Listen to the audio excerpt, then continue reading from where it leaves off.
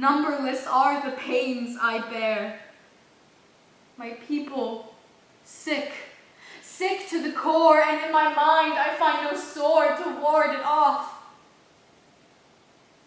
The glorious earth puts forth no fruit. The pangs of women do not end in birth.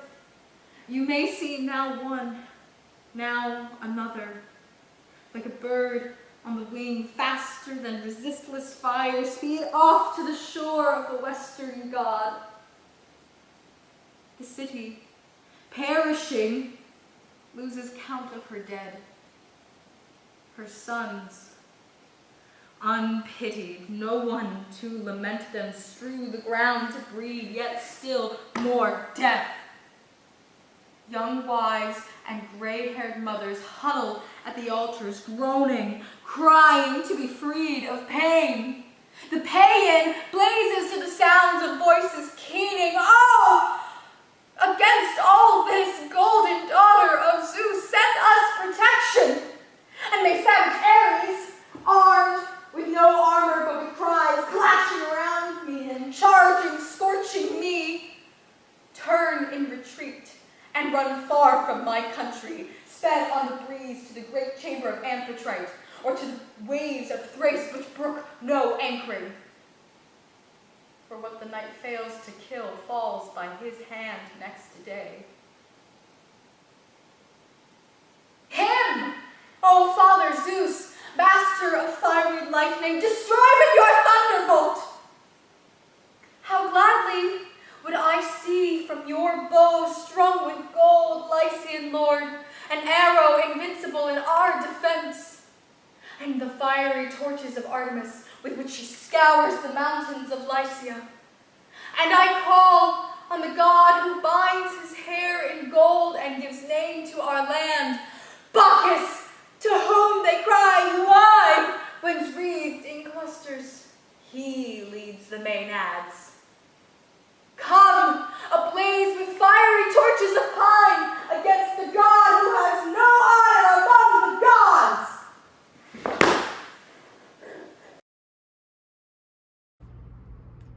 I left no ring with her. What means this lady? Fortune forbid my outside have not charmed her. But she made good view of me. Indeed, so much that sure methought her eyes had lost her tongue, for she did speak in starts distractedly. She loves me. Sure, the cunning of her passion invites me, and this churlish messenger, none of my lord's ring? Why, he sent her none. I am the man. If it be so, as 'tis poor lady, she were better love a dream. Disguise, I see, thou art a wickedness, wherein the pregnant enemy does much. How easy is it for the proper false in women's waxen hearts to set their form? Alas, our frailty is the cause, not we, for such as we are made of, such we be. How will this fadge? My master loves her dearly, and I, poor monster, fond as much on him. And she, mistaken, seems to dote on me. What will become of this?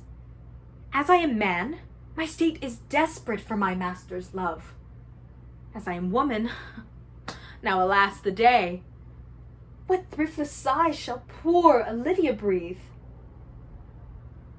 O time, thou shalt untangle this, not I. It is too hard a knot for me to untie.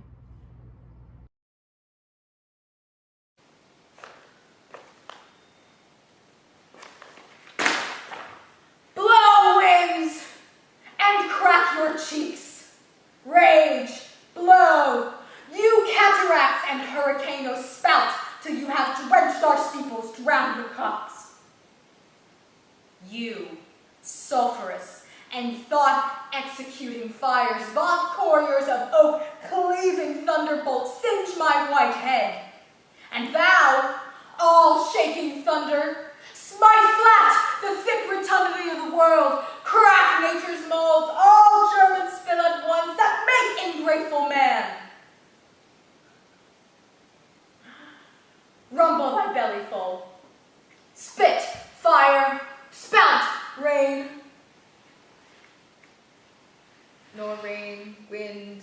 thunder, fire are my daughters. I tax not you, you elements with unkindness.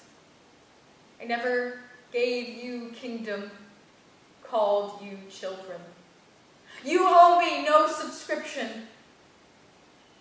Then let fall your horrible pleasure. Here I stand your slave, a poor, infirm, weak, and despised old man. But yet, I call you servile ministers who would with two pernicious daughters join in your high engendered battle against a head so old and white as this. Oh, oh, 'tis foul!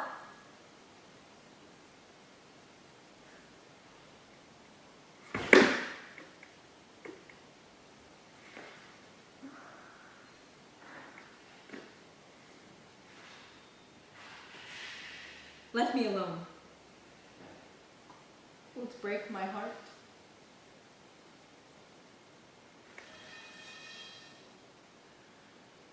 Thou think'st 'tis much that this contentious storm invade us to the skin.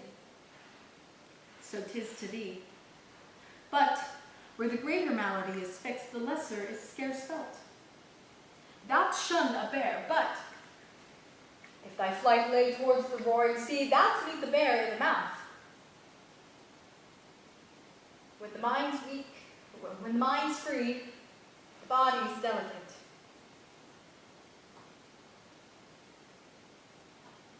This tempest in my mind doth from all my senses take all feeling else, save what beats there. Filial ingratitude. It's not like this mouth to tear off this hand for lifting food to it. But I will punish home. No, I will weep no more. In such a night as this, to shut me out. Pour on! I will endure! In such a night as this.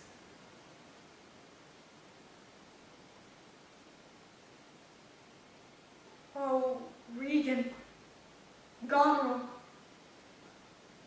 your poor, kind father whose frank heart gave you all. Oh, that way madness lies. Let me shun that.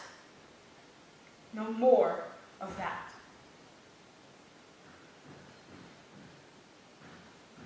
Prithee, go in thyself. Seek thine own ease. This tempest will not give me leave to ponder on thoughts would hurt me more. But I'll go in. Nay, get thee in. I'll pray and then I'll sleep.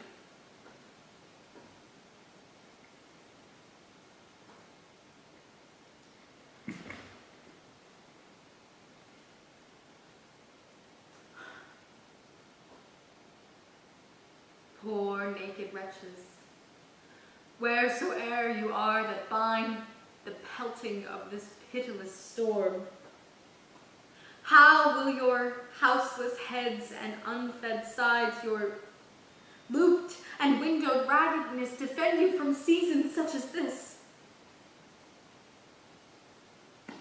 Oh, I have ta'en too little care of this. Take physic, pomp, expose thyself to feel what wretches feel, so that thou mayst shake the superflux to them and show the heavens be more just.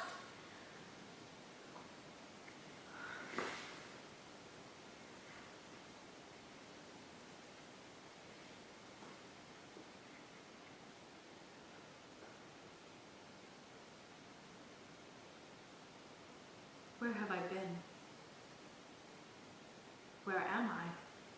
Fair daylight?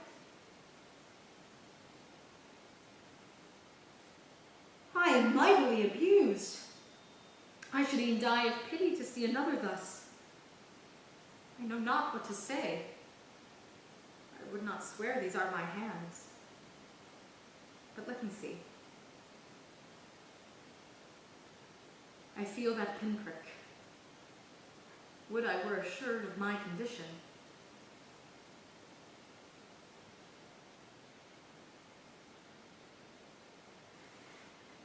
Pray, do not mock me.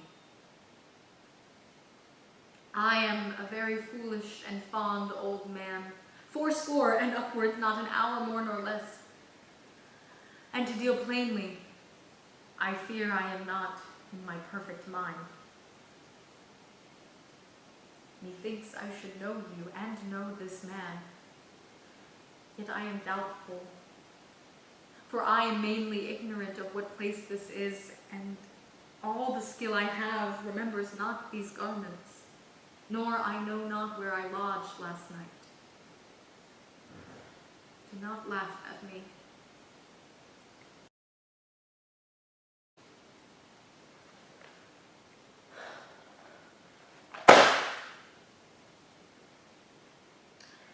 All through this war so far, we sat there quietly and let you get on with it, whether we agreed or not. Day after day after day, whatever you chose to do, we were loyal wives. We didn't say a word. You went out in the morning, sat with your man friends at assembly, making big decisions. Not good, just big. And when you came home and we smiled and said, "Well, darling, any news of peace today?" And you snarled and said, "What's that to you? That's man talk." We left it alone, as good wives should. Day after day after day, whatever stupid news came back from the assembly. I did once ask, "Is that entirely sensible?" And he said, "Back to your weaving unless you want to leave war to those who understand it. Men." What a way to run a country. Can't you hear them in the streets?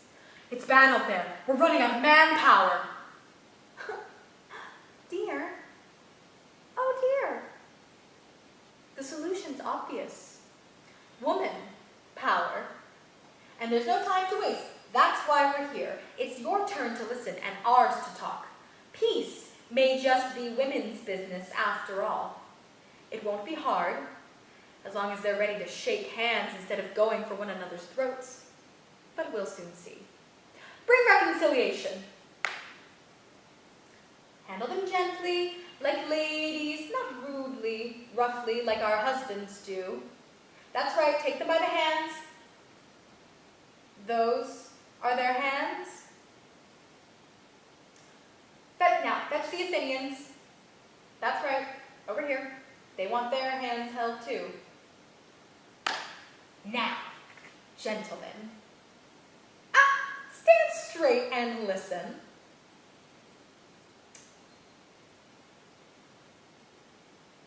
I may be a woman, but I'm not a fool. My father, my elders, I've listened to them all, and I know what I think.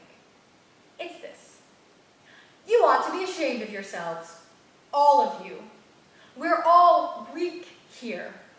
One family, Thermopylae, Delphi, the Olympic Games. I could go on. One heritage, the same for all. And still, with the enemy all but at the gate, Greek turns on Greek. You're like mice, squabbling while the cat sits waiting. Point number 1. Sparta first. Do you remember that revolt just after the earthquake not so long ago?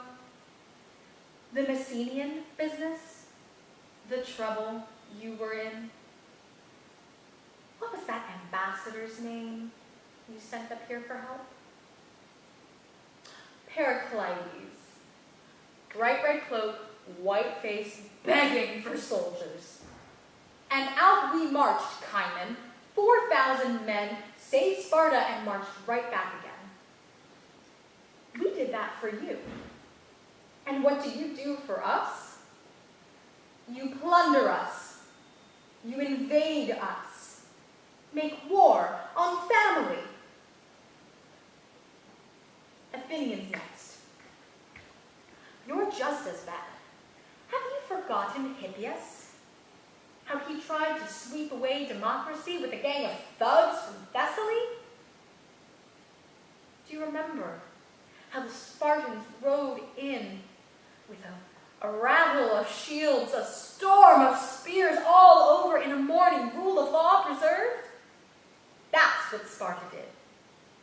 Think about it. If it weren't for Sparta, what would you be now? Not free men, not democrats, but slaves. We're friends. We're family.